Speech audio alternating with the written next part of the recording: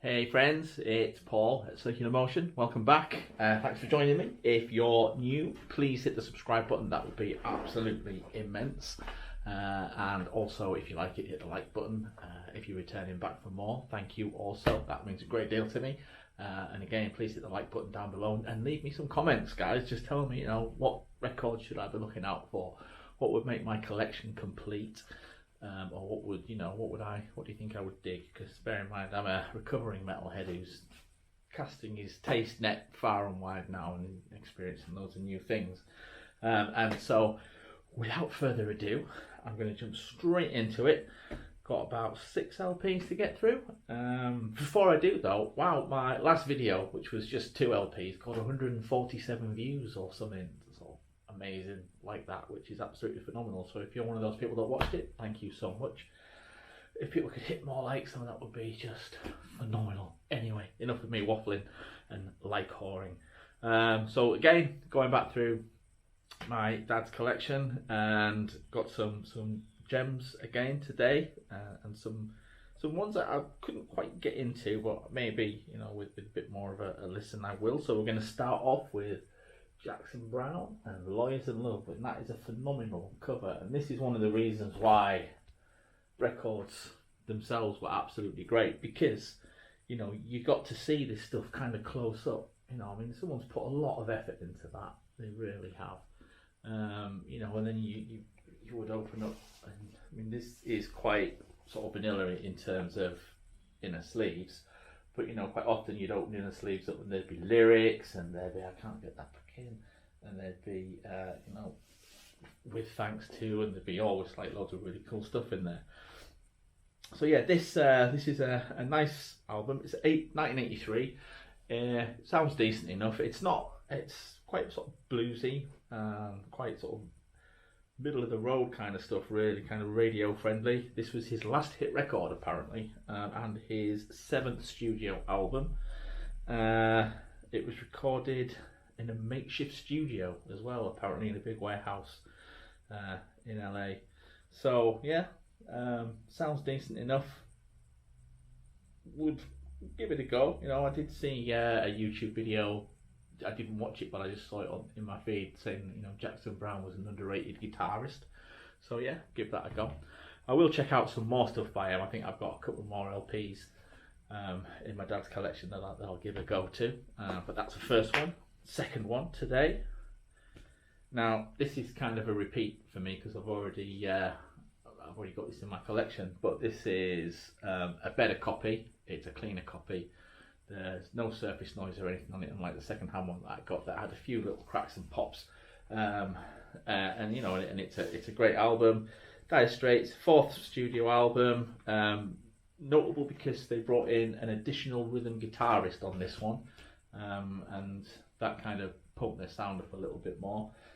But as usual, everything is written by Mark Knopfler, and it's quite an instrumental album, really. There's obviously, as usually you get with Dire Straits, there's a lot more instrumental bits going on than normal, particularly on side one, where you've got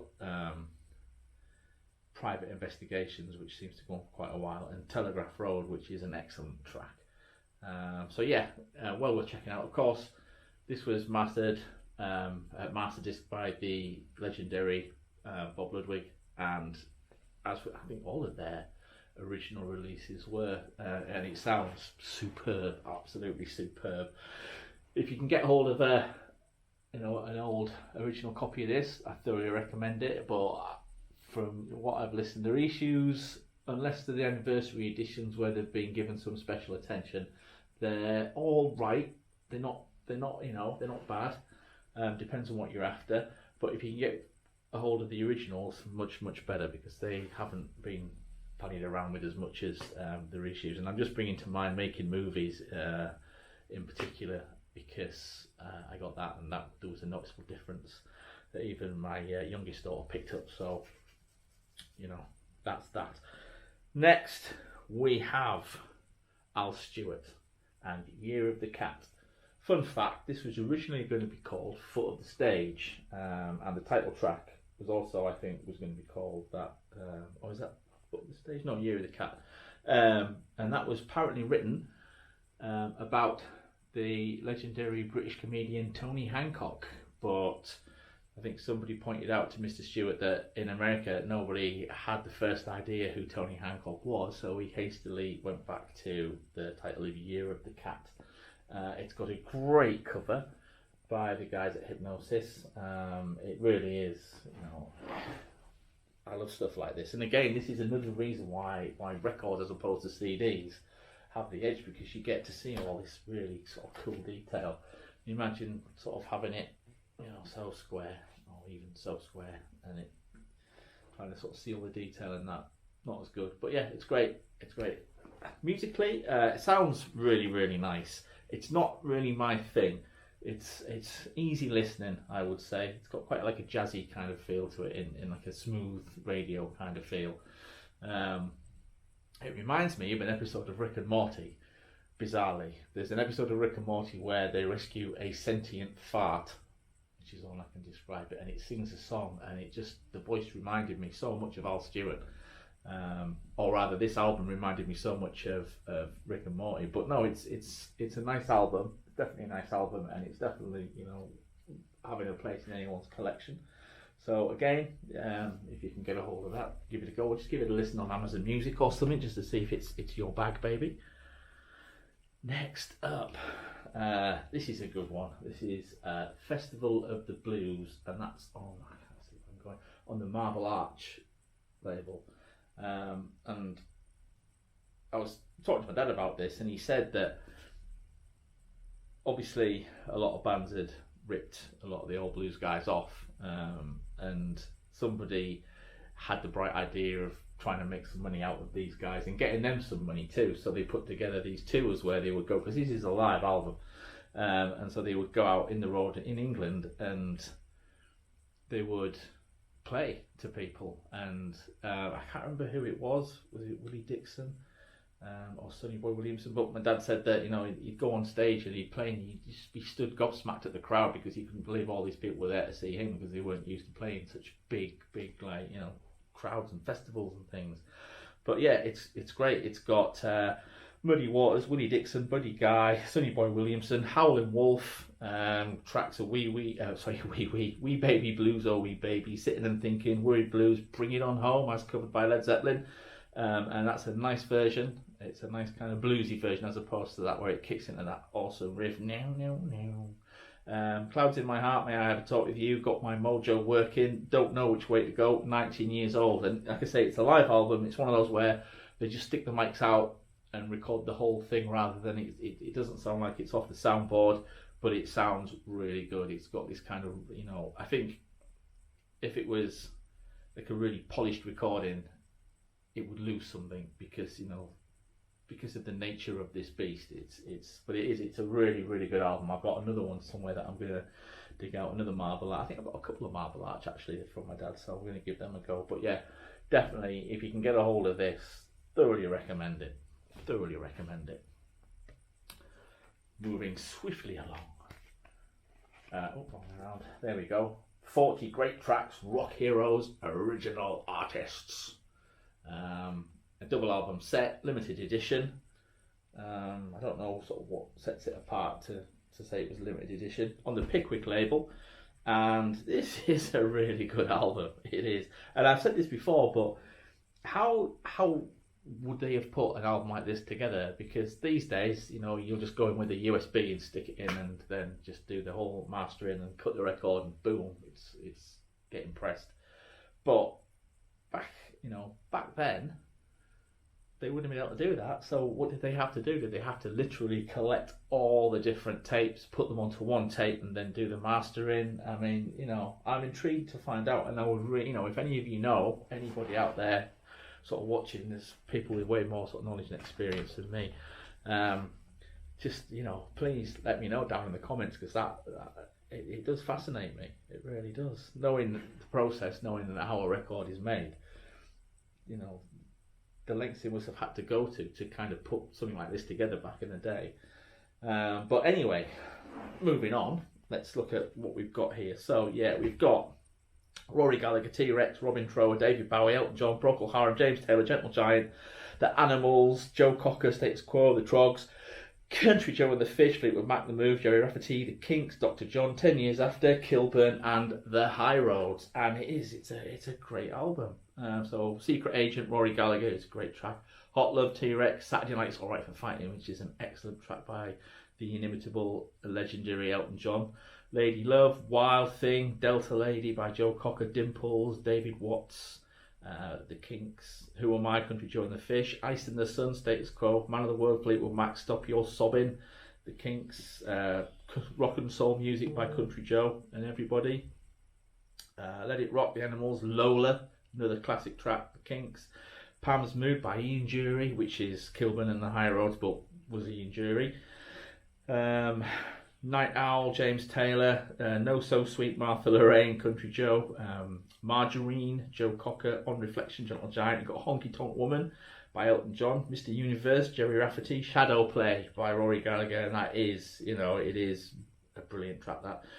Father by Ian Dury again, Ballerina by Robin Trower, The Stomp by 10 Years After, Mary Skeffington by Jerry Rafferty, Do Anything You Say by David Bowie in the Lower Third.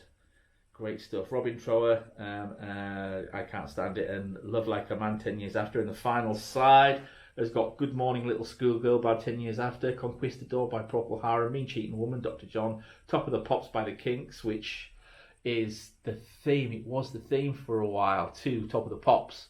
I remember it well. The Kinks, Choo Choo Mama, 10 Years After. Oh no, sorry. Top of the Pops, The Kinks, Choo Choo Mama, 10 Years After. Night of Fear, The Move, I Dig Everything by David Bowie again. One Night Late by Dr. John. Pictures of Matchstick Men, which Took Me Back by Status Quo, and Just the Same by Gentle Giant. A couple of tracks it says are electronically reprocessed. So I would be interested to know sort of what that was. One thing I did neglect to mention for the last two actually is that was a 1976 release. This is as old as me, 1967, and this is 1979. So 1979, as with 99.9% of my dad's stuff, it's in immaculate condition. And surprisingly, for a compilation album, it sounds really, really good. It really does. You kind of expect these things to be just kind of thrown together, but a little bit of care had gone together, gone into the sort of the making of this and the mastering, and it is. Would you be able to get a copy now? You'll probably find one somewhere, but it is worth having. It's a great mix to listen to. Moving on, before I bore you all to tears.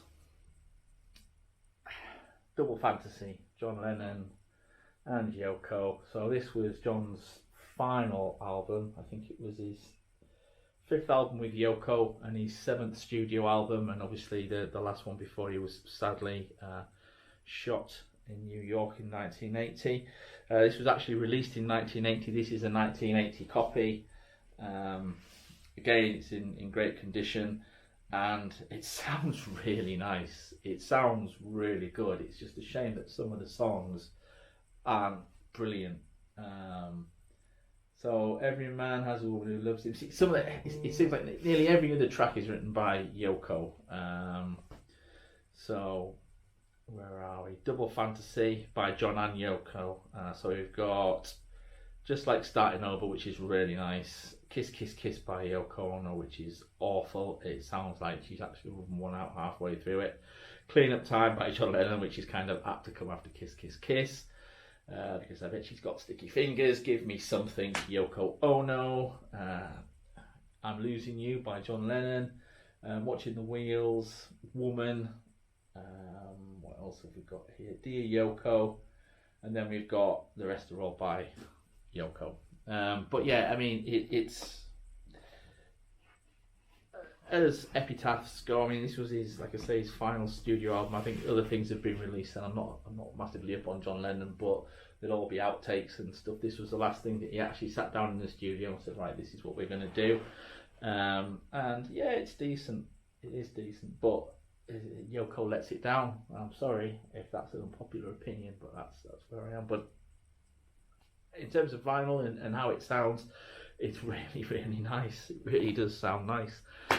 And finally, for today, this one's let me look and show it. So we've got Alchemy Dire Straits. So second Dire Straits of the day.